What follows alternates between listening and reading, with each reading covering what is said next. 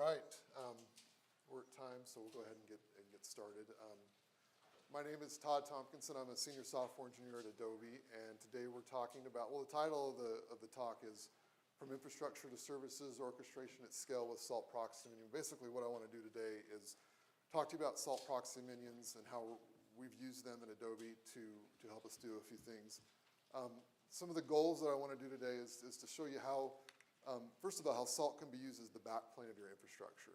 Salt can be basically the orchestration tool that allows you to configure your entire infrastructure. Describe what proxy minions are and how to write or run one, and then show working examples of real-life proxy minions that we're currently using at Adobe. About me, I've been a software operations engineer for 15 plus years, using Salt for about 2 years. I think came to Salt Conf 2 years ago, and that was the first time I was like, oh wow, this is cool. This is what we can use. My current role is in release engineering for large portions of the marketing cloud at Adobe. What does that mean? Well, we build, promote, and deploy hundreds of packages and artifacts to thousands of servers all around the world. Our Salt infrastructure, we currently have about 30,000 minions, 40,000 minions that are a part of that. And we use Salt for configuration management, for orchestration, and for deployment automation. So before we dive into proxy minions, I want to talk a little about why we use Salt. It's more than just a configuration management tool. I mean, I think that's how it got started out, was the standard, install this package, register this service, lay down this configuration file. But it's more than that. It has the configuration management database and system with Grains, Pillar, and the Salt Mine. You've got the command execution and targeting with minions, or with the execution modules. You have a renderer system that you can tie all kinds of stuff into, the standard templates, the GPG encryption. That right there, I mean, if you're looking at writing automation, that right there is, by itself, pretty cool. This ability to encrypt your data and then have it pushed to where you want to go. The standard configuration management with states. You've got orchestration with runners. You've got the backplane, as I like to call it, with the reactor and the beacons. But most of all, it's extensible. And because it's extensible, it has all the tools to be the framework that you use to automate your data center. And that's kind of where I think the whole proxy minion comes into play, is if you're looking at it to be this framework, the proxy minion allows you to connect that framework to things that you normally couldn't run a minion on. So to talk about Salt Proxy Minions, here's kind of what we're going to go through. What are they and what I can do with them? How do I create one and run one? And then how do I integrate the standard Salt features? And what we'll find is that it's actually pretty easy to integrate some of the standard Salt features with Salt Proxy Minions. So what are they? They're actually Salt Minion daemons that pre-2015.8, they required some magic to get them to run. It basically was a fork process off of the standard minion. In 2015.8, they added the Salt Proxy command and daemon that makes it much easier, I think, to run these proxy minions. So don't mess with the other stuff. If you're on, just go to 2015.8. That runs somewhere. The idea is that this daemon just has to run somewhere where you can manage it, be it on a server or in a clustering platform like Marathon. If you wanted to package up a minion in a Docker container, for instance, and run that on Marathon so it was highly available, you could do that. But they also, what they do is they remotely manage something that cannot run a minion daemon itself, so that you can't log onto a machine and run a Salt minion process. Anywhere from network devices that you don't have access to, proprietary appliances, anything that really has an automatable remote management capability. And that includes application server clusters. I've worked with very large, like WebLogic or WebSphere Java clusters before, where you have a management server that actually is the thing that manages the whole cluster. But the idea is that with the Proxy Minion, you can actually address that cluster as a minion by itself. And when you start thinking about what that opens you up to, your cluster becomes something that you can show as an object, if you will, or a node within your infrastructure that anything that a regular minion can do, the Proxy Minion can do as well. And the example that we're going to go through today is something we've done with Marathon, where we can treat a Marathon cluster as a minion via a Proxy Minion. So here's the example of kind of what you can do with a Salt Proxy Minion. This is straight from the SaltStack documentation. The idea here is that you have, some place where you have a minion running, but then you're also calling Salt Proxy daemons that you have running on there that are configured to talk to different nodes that you can't run a minion on. Here it's showing some dumb network devices. Here there's actually some Arduino things, or anyway, basically anything that you can connect to remotely, you can manage via Proxy Minion. This is kind of an example that is going to go through what I'm going to show you today, and the idea is that, and I have a Git repo that'll be on one of the last slides that you can go to if you want to check out the whole thing, and it's a Vagrant config that basically spins up 5 different hosts, 1 Salt master, 3 Mesos slaves, and then a load balancer. And the load balancer in this case isn't very cool. It's just an Nginx instance, but I just wanted to show how you can configure a load balancer. But anyway, what this does is the Vagrant brings up those 5 machines and then provisions a Mesos Marathon cluster on top of them, and then sets up Proxy Minions that talk to it. So it actually takes a while. It actually takes a while to do this. So before I get into the rest of my presentation, oh, you guys can't see that. Do I have to actually?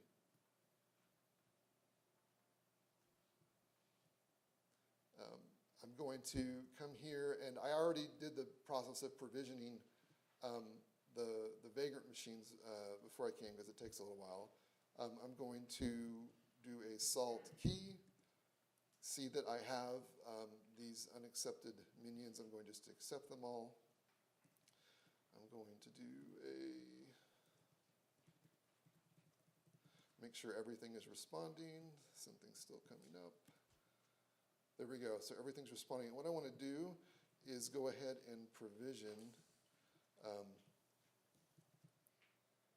that Marathon cluster before I go on. So that's going to run high state on those things, and then we'll come back to that here in a few minutes. So that's basically what the environment's going to look like. So what can I do with them? Almost anything you can do with a regular minion. You've got grains, pillar, and salt mine. You've got execution modules that you can write for them. You've got states that you can write for them. Beacon and reactor integration. The only caveats with all of this is that they must be, any modules that you want to run with a given Proxy Minion must be identified to run with that Proxy Minion type. And this is done through this proxy-enabled property, and I'll show you that in some examples here in a second. And the Proxy Minions do not work without a master. There is no salt call with a Proxy Minion. And I'll show you that here in a second as well. There's some things that the master gives to the proxy daemon, the Salt Proxy daemon, that tells it, oh, here's what you're supposed to be running as, and here's some config that you have. How do you create one? They're very similar to execution modules, so if you've ever written an execution module, it's very similar. They require this proxy-enabled property, and that's used by the Salt Proxy daemon. The Salt master basically, the Salt Proxy daemon basically says, here's my minion ID. It talks back to the master, and the master says, here is the proxy type that you should be running as. And when the Salt Proxy daemon gets that type, it'll actually bring up the Salt Proxy module of that type. So that's basically what that's used for on the Proxy Minion itself. The required functions it has a virtual one, just like most other execution modules. It has an init, which is really cool, and the shutdown, and I'm going to show you how you can do some cool things with those. And then it has a ping. And this basically is an implementation of the test.ping. If you actually go look at the man, I'm really, sorry. Move it up.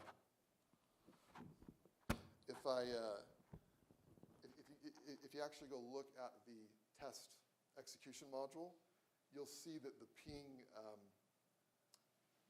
function actually says, oh, is it a proxy minion? And if it is, it'll actually fall back to this ping call on the proxy minion itself. Any grains, modules, and states are qualified with this proxy-enabled attribute.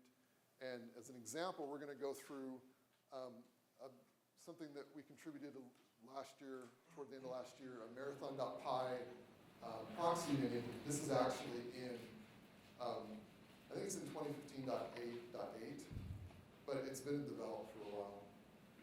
But this is basically, for the marathon one, you basically come in and say proxy-enabled equals marathon.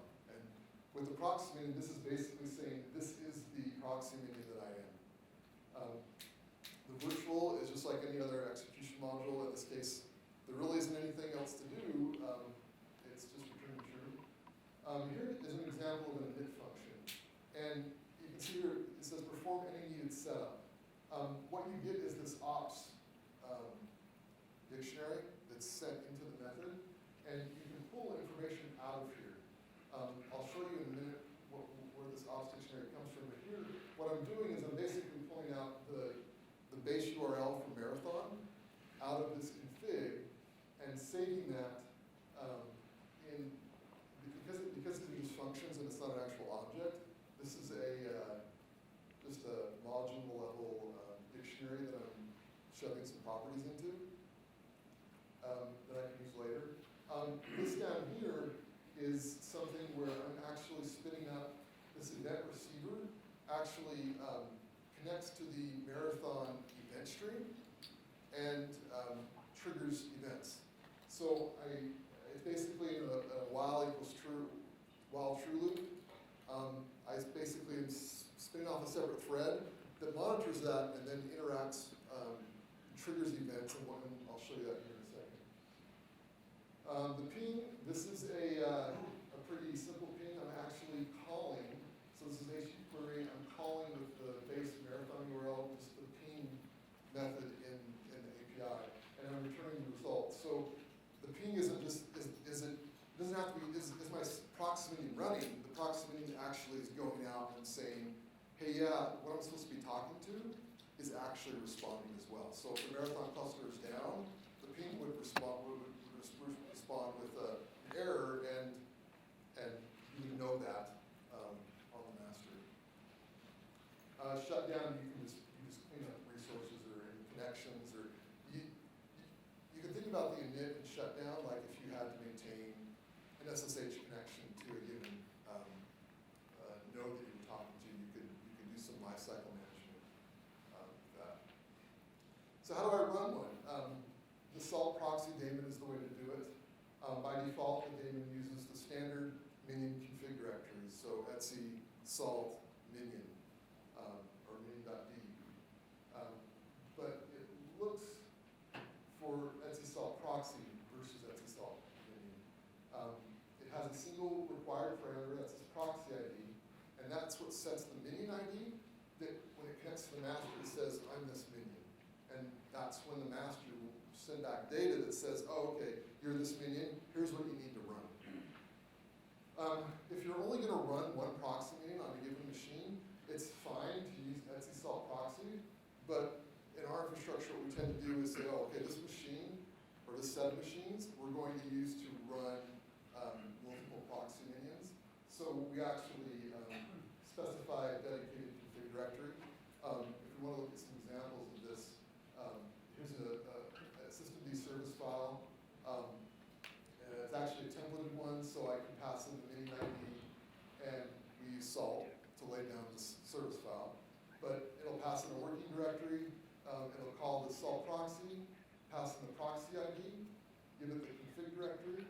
go to its own log file, and that's about it. If you want to look at a state that actually runs this, this is one specifically for the Marathon cluster. It creates the config directory. It puts this content here in the proxy file, which is equivalent to the minion file. It specifies the master, proxy directories. This is where it looks for proxy modules. Its root directory. This is something that I think is a transitional one. We set to false to avoid some complications. And in mine interval, in this case, I'm setting a mine interval of 1 because I want the mine functions to update every minute. Here is what actually takes that template, that service template, and lays it down for the Marathon cluster, and then this is what actually registers that service. So I can use this state to set up a proxy minion on a given machine, and then it will talk to my Marathon cluster. You can specify state and pillar data just like any other minion. So in your top file, you can reference that proxy minion ID just like you can in any other minion. Pillar is used to actually configure that Salt Proxy daemon. It's a top-level proxy dictionary that at minimum contains this proxy type. And this proxy type has to match up to that under proxy type attribute that's on the proxy module. As an example, in my top file, I've got, okay, Marathon cluster, use the Marathon cluster proxy, or pillar, and then this is my Marathon proxy pillar. All I'm saying is that, hey, the proxy type is Marathon. There's that base URL that I was pulling out of the ops dictionary into the init function, and then I'm specifying a mine function. Basically what this is saying is that because my mine interval was 1 minute, hey, every minute take the result of marathon.tasks and send that to the salt mine. And we'll use that later on to configure a load balancer. If you want to integrate grains, it's just like other things, except that you need this proxy enabled. It can access all the proxy module options that you specify for the proxy minion in the vendor ops. And to show you this example, I'm going to go out of the presentation and actually go into cool finished. So we'll look at that here in a second. But here is a here is a grain, and you can see that it looks a lot like other grains. It has this proxy enabled for Marathon. This can actually be, you can use a wildcard in your modules or your grains. And the wildcard is just a glob, I think. It'll match it'll basically be available for any proxy minion that matches the glob. Virtual name is there, so that's the standard virtual.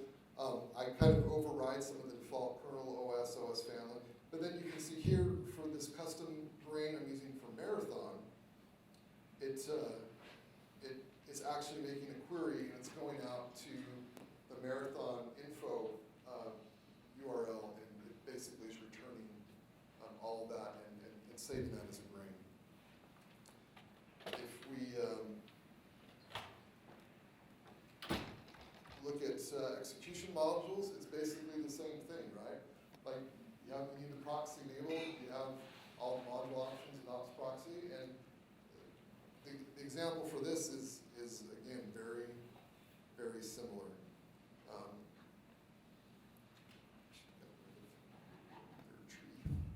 But you can see that I just have the proxy enabled equals Marathon. I've got some helper functions in there, but then I have functions like apps, and this will return all the apps that are in a Marathon instance. Has app, tasks, return that for a specific app, update that. But it's just a standard. You write the execution modules the standard way that you would for regular minions. Trying to get through this so we get to the actual demo. States are basically the same thing, and like you said, you see a pattern here. It's the same stuff. Basically, just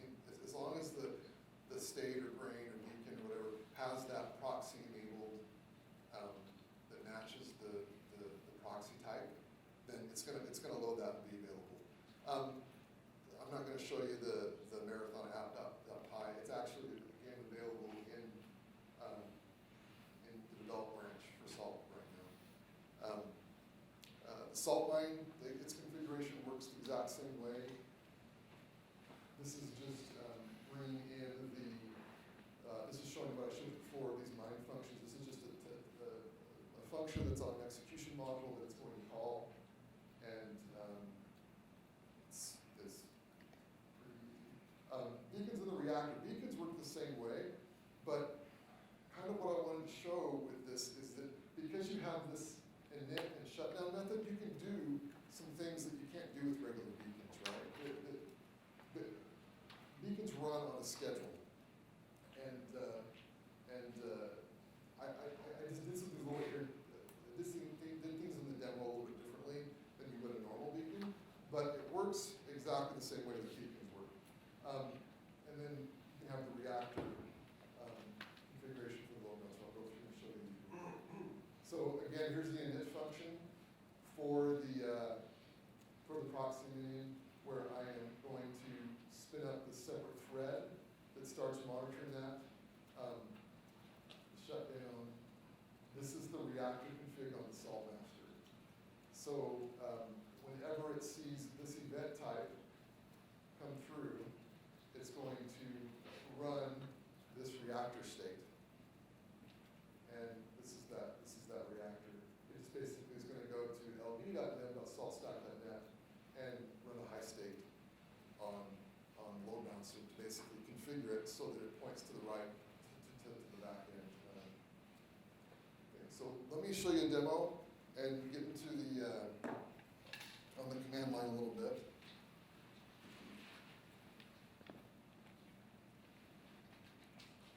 So I have I just ran a high state on those the three mesos 1 through 3. If I come here now, I can run here, and I can see that I've got a a brand new Marathon instance running here. No applications yet. If I want to run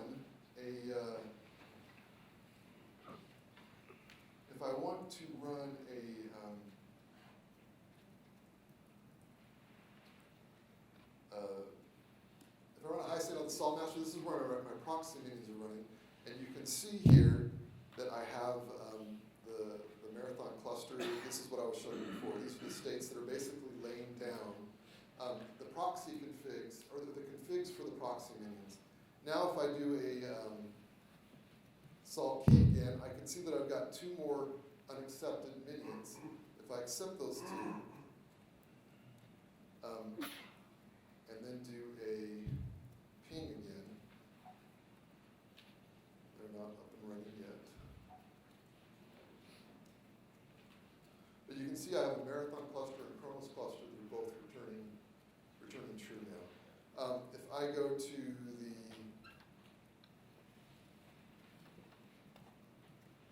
if I do the salt till.sync all, because I need the latest module out there, now I can do things like marathon.apps. There's no apps deployed, so there's not going to be anything. I can do things like marathon.info.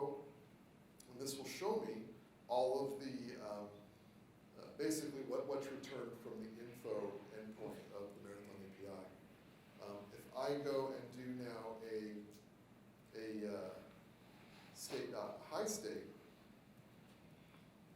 I've got this configured to where it'll deploy 3 different apps to Marathon. One is just kind of like a hello world that just kind of runs a for loop. One that brings up 3 Nginx Docker containers. One that brings up 3 Apache Docker containers. If I run this, it'll actually go and you can see that it created the config there in Marathon. If I go and look at Marathon, you can see it actually deploying those apps right now. It's actually bringing down the Docker images right now. I'm guessing is what it's going to take a little while for that.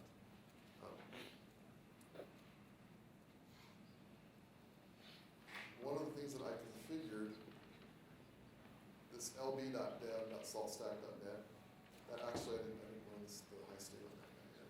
Give me a second.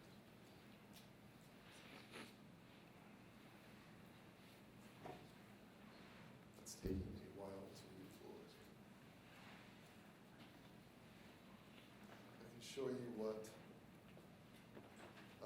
these look like. So this is what the Apache app looks like. This is the state that configures that Apache app inside of Marathon. Basically, if you've ever worked with Marathon, you can see that this is just the Marathon JSON that gets pushed up to the API to configure this. You can see that I'm specifying the number of instances here, the resources that it needs, the type that it's type Docker, and here's the image that it's pulling down. Those all three are running now.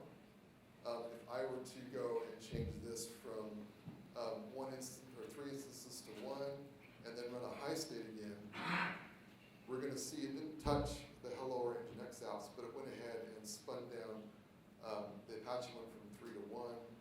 You can see here that Apache is now only running 1 instance of that. If I go and I change it again, and run the high state, it's going to spin it up, and then this is actually the process of staging them, and then bringing that up. But one of the things that I want to show is that because I have that separate thread that's monitoring that event queue, I can do some things with the Salt Reactor now that happen almost immediately. So I can go, let me run a,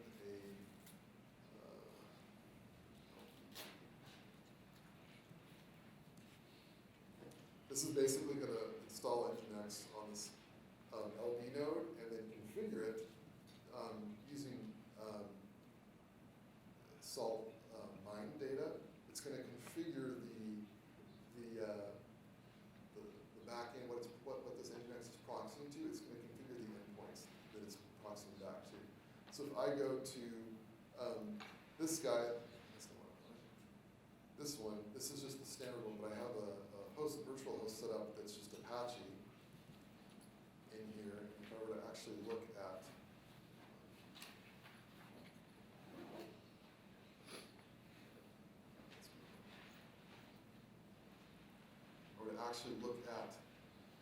the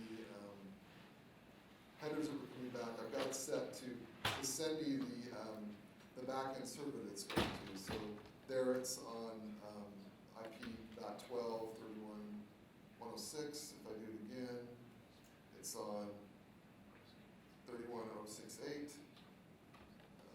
This one, 3.1.1.3.1.1.06. Basically, it's just load balancing between these 3 instances here. If I go and I do the salt call, get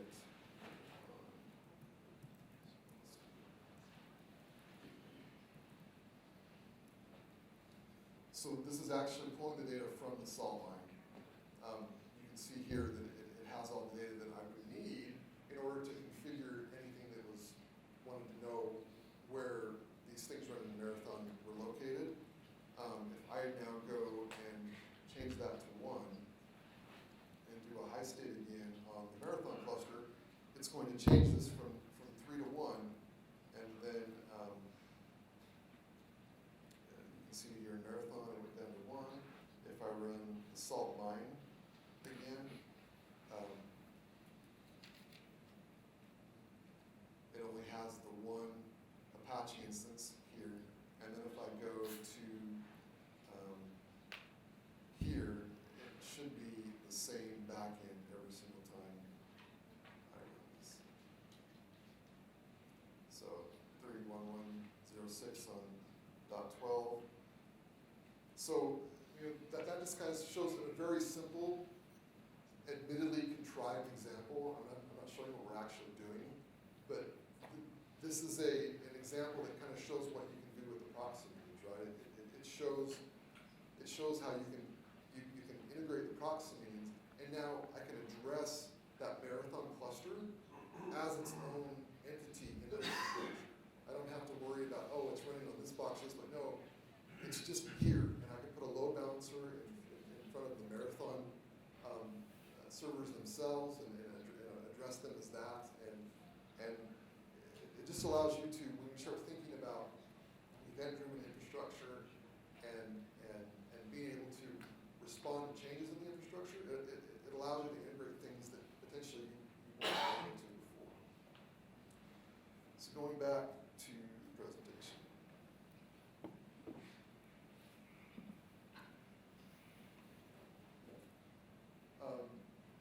So this is the summary. It can be used in the backplane of your data center, and Salt Proxy Minions allow you to plug in things that you maybe normally wouldn't think about plugging in. It allows you to view different parts of your infrastructure in maybe ways that you weren't thinking as well.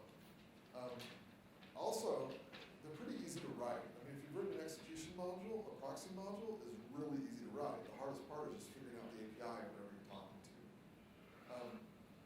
They can do anything that a regular minion can, but can also be customized to do exactly what you need it to do. So in my case, just to show that I could, I show that, hey, I have this separate thread that I spin up that is monitoring that marathon-specific event queue. They use server-side events, which is a protocol, to send events down. And it's something very simple that I did, but it was specific to Marathon. It may not be there for anything else. Here's where the demo code is. Feel free to go there and download that, and you just run a vagrant up. But there's some commands there, and you can go look at all the code that I just showed you. It's all in there, and that's it. Questions? Yeah. There's a lot of use cases for proxy minions where there's already an execution module. Just do simple stuff like make REST API calls. But I'm tempted to make like proxy minions and some of that stuff so that you can target them with states and orchestration and stuff like that. But I don't want to be duplicating a bunch of like functions and REST API calls from the execution module to do the same thing. Is there a clean way to proxy minionify? So I actually was looking at, there's an F5 runner, and I think that could pretty easily be turned into a proxy minion. And I think the only way to really do that is to move some of those functions, those API calls, out to some common module that both your runner or your minion or your proxy minion or your module all kind of can import the same code. I think that's the only way you can get around that. You bring up an interesting thing though, like if there already is something, a runner for instance, that talks to it, what's the value of going to a proxy minion? In our case, it was being able to do states.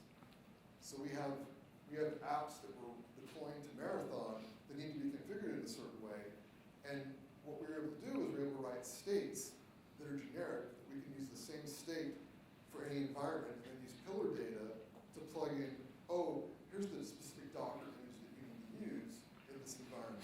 Oh, and here's how many CPU and how much memory gets in this environment. So we're able to templatize out that JSON that you're sending to Marathon, and being able to apply the state and just be able to do a high state and have it be idempotent, and like that to us was the biggest reason to move something to a proxy. Right. Yeah, I was thinking about the same thing, but instead of Mesosphere being the target, like AWS. Yep. So if you want to spin up EC2 instances by driving states to proxy. So you've got a good use case here for Marathon. What other use cases have you found in your environment that were relevant to a proxy? And Krista in the back may be able to talk more about this, but we've done some things with send up, is it a blade chassis? Yes. Yeah.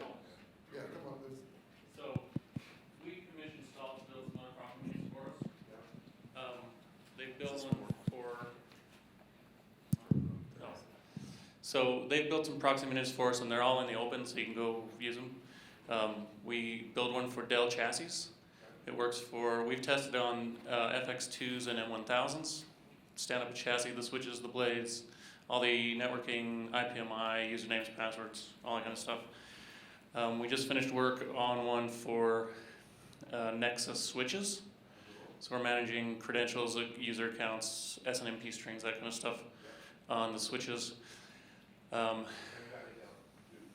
interest me a lot. Have you got that down to like an ACL and route table We're just starting with credentials and users and stuff like that. Just proof of concept. Let's see if we can get started, and then we can add to it. Don't drive Ferrari with Apple. Right. We also have one that's not quite done, but it's a proxy minion for managing ESXi installations. That's also almost available in the open. There's one little piece we're having a problem with the VMware API that we can't quite figure out. So But- what's your, so just to deploy ESX hypervisor installs? Is that what you're doing? Actually, we should find one of the Salt guys that wrote it. He would know better. Great. And then as a proof of concept, if anybody's interested in this, just to learn proxy minions, I wrote a proxy minion to manage my Roku appliance. So I can install channels or pause, play, fast forward, rewind, all that kind of stuff. The Roku has an API, so I just proxy stuff to the API and I can manage my TV. I think someone said something to manage Philips Hue. Oh yeah, I think SUSE did that. So, I Yeah. mean, I think they're still relatively new. I mean, I don't see it. If you go look at the Salt Proxy module in the source tree, there's only a handful of them. There's not that many, but we see a lot of. I look back at other jobs that I've been at where I actually in a previous company before I went to Adobe managed software that's now Adobe Enterprise. No, what is AEM? It used to be Day. It used to be Day CQ. Adobe Experience Manager. Experience Management. Yeah, that's what it is. We're But- familiar. Yeah. Okay. Yes, you are. I don't work with it anymore. He wants your camouflage. But the package, there's a sense of packages in AEM, right? Like, why not be able to write a proxy minion on top of AEM that integrates with those APIs? I actually wrote something that integrated with AEM and did some things, but I didn't have a framework like Salt to do it in. But I mean, really, and that goes kind of the first slide. Hey, why do we use Salt?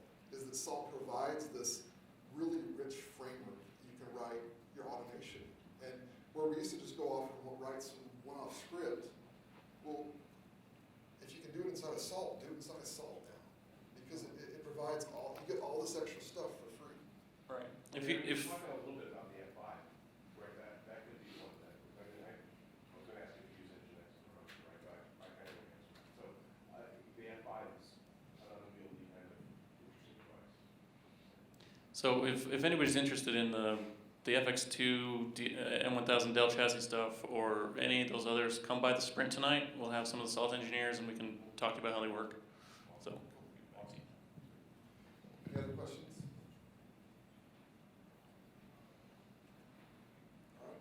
Oh, go ahead. You mentioned that there's ways that you would publish the code. Is that going to be just like a presentation or everything? Everything I just showed you. So the question was, were we going to publish the code? Sorry, I'm repeating questions.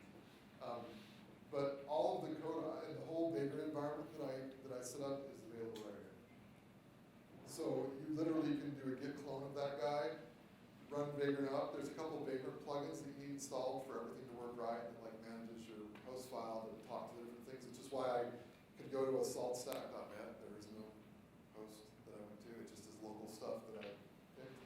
But you should be able to literally clone this, run Vagrant up, and be able to run all the stuff that I just ran. So you mentioned using the proxy in place of the minion in some cases for additional functionality. Did you see anything big picture-wise in additional overhead to run the proxy over the minion itself, or is it nearly identical? Well, really, so the question was, is there any overhead running in a proxy versus a regular minion? Mm-hmm. I would really run the proxy in cases where I couldn't run a regular minion, or where it doesn't make sense. So we also use Salt with what I do with a lot of with release engineering. We manage a lot of Jenkins instances. We use Salt to manage the Jenkins instances. Well, Jenkins not clustered, at least the free version is not.